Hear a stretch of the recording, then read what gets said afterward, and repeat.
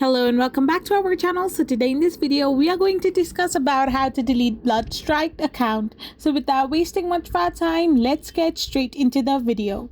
So to delete a Bloodstrike account, the first step is to simply log in into the game, either through a PC or a mobile phone.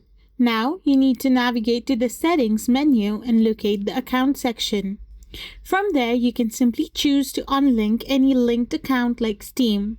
Or if the option is available, simply select delete account or close account.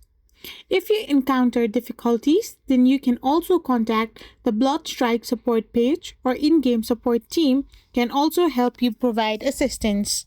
After signing the delete account option, you need to simply follow any prompts to confirm your decision and finalize the deletion process.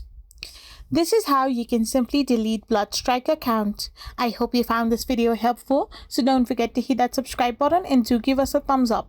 We will be back again with more informative videos. Thank you for watching.